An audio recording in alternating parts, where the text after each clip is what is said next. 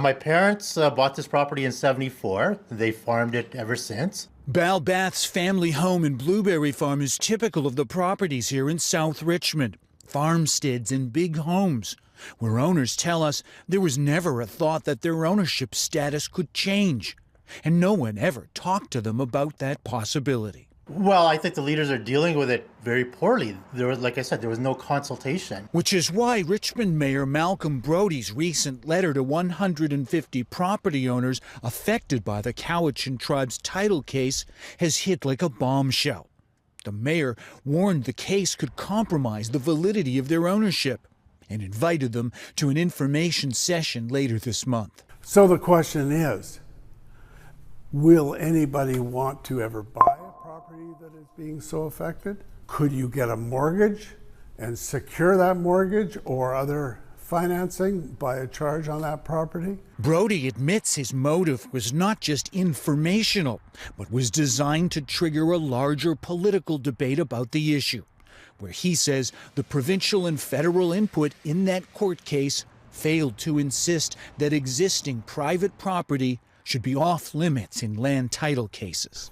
But fee simple property, your home, should be exempt from this discussion.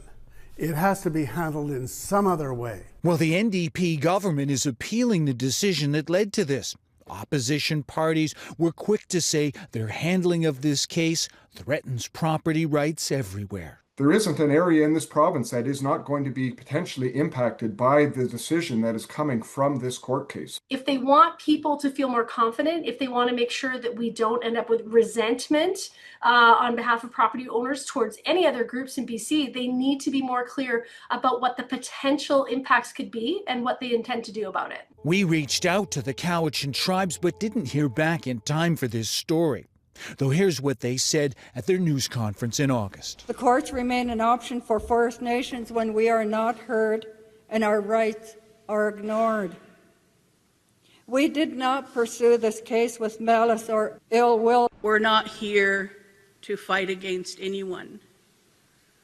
We're here to ensure that history is in its right place, that history is corrected. Back on Number 6 Road, one resident told us he never thought something like this could happen in Canada until he saw the mayor's letter. For Bal Bath, there's an entire family legacy at stake. We don't want to be moving anywhere. We don't want to be giving up this property. We have no intentions of selling this property. So whatever's happening right now, it's very concerning. In Richmond, Paul Johnson, Global News.